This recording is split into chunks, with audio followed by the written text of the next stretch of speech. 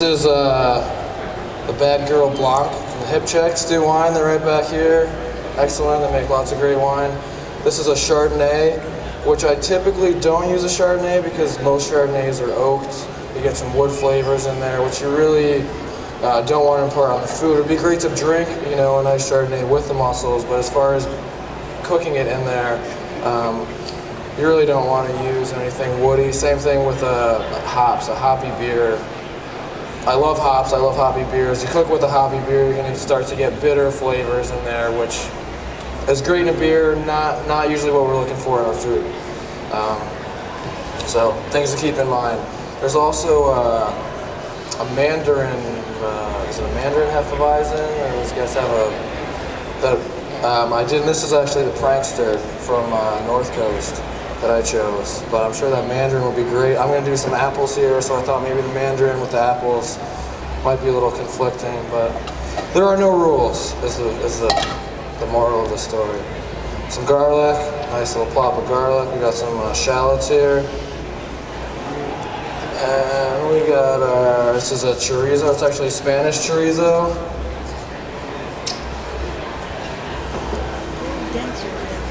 And some green apples. Some little sweetness here.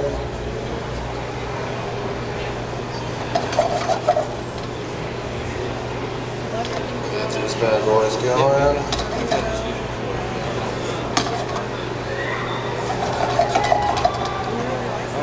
Looking good. We also got some tarragon here that I minced up.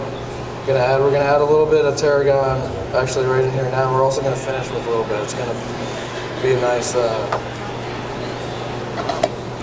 finishing touch there. Get a little green on there. The more the flavor is gonna come out while we're cooking it. It's also gonna be a nice garnish, you know, a little sprinkle on top. Presentation goes a long ways, obviously. So we'll get these guys going.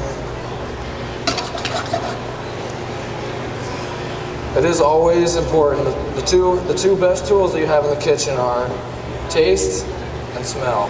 So, on that note, it is always important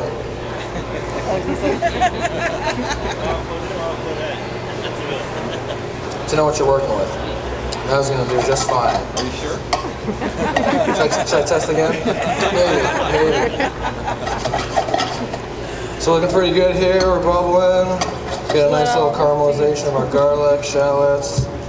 Our apples are starting to flimsy. And again, I've tried to cut my apples as thin as you can, really, because they're just gonna, you know, you want them to mellow out, get all that good flavor in there.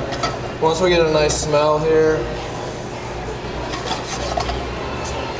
I'm gonna crank this all the way up here and just get it really going.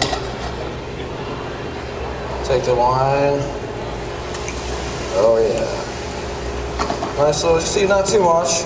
We don't want to drown them here. We just want to make enough we're going to get some steam. Get these things cooking. And this burner isn't quite...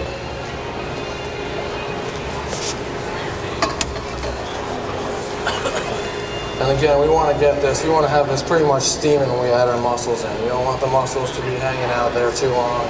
We want to just flash them. As soon as they open, they're done. A lot of people want to try and overcook them, see, you know, get as many mussels as they can out of there.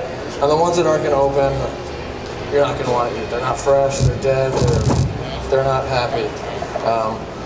Another trick that I actually just recently learned, you want to take out any mussels that are open are usually dead, and you want to take them and throw them away. However, sometimes you get mussels that are open and they're not dead, and they're just kind of on their last dying breath. And you can actually take them, and I don't see any here, which is good. We got some fresh and healthy mussels. We get some that are open. Sometimes you leave them in your fridge too long, whatever happens. And you can actually, if you wrap them, take them and just bang them hard, just bang. And you can actually see them. A lot of times they'll close back up, and these ones you can keep. If they don't close up, you want to toss them. Get rid of them. You don't want to eat them. They're dead, and we don't want to eat any dead mussels. Leave that for the cow. So we got this, it's nice, it's steaming, you can see a nice steam coming off. Take our mussels here, let's fill that up. Again, we're just gonna kind of flip it in here, get all those nice juices all over. Make a big mess, that's always fun too, right, when we're cooking? Yeah. Front row, be careful. There's not a splash guard in here.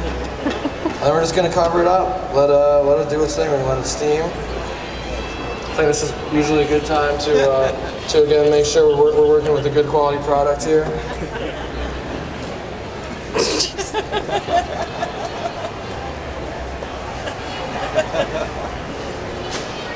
Again, Hip Chicks, good wine, excellent wine.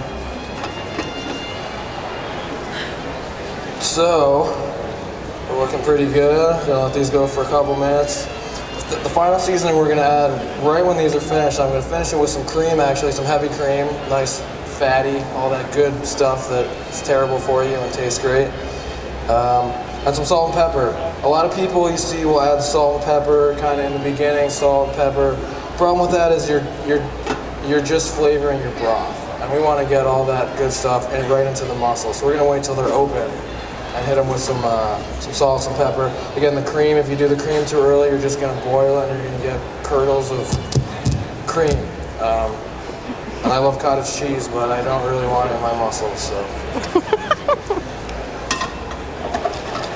These are starting to open a little bit here, and again, the hotter you can get this, I mean, you can really just, you got a stove at home, crank it up. Don't be afraid. You really just want to flash these like a nice steak or something. Just bake them till they're dead, open them right up, and should be good. Cream over here. Anybody had a really good beer yet?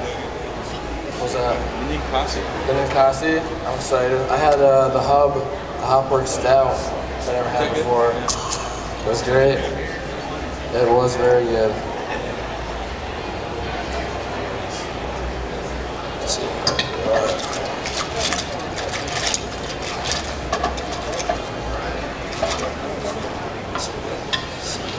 And usually, typically, I find it only really takes you about 2 or 3 minutes, on a nice stove, and this is an excellent stove. I wish it did turn up a little hotter. But usually, and you don't want to when you start overcooking them, you're going to get a real leathery, chewy piece of grizzle that's, yeah, not very pleasant. So, again, a lot of people are really want to make sure every last mussel is cooked there. Let's just keep cooking them, and you're going to overdo it at that point. As soon as these are done, like this, as soon as you get them nice and open, that's all we're looking for. And it looks like we're doing pretty good here.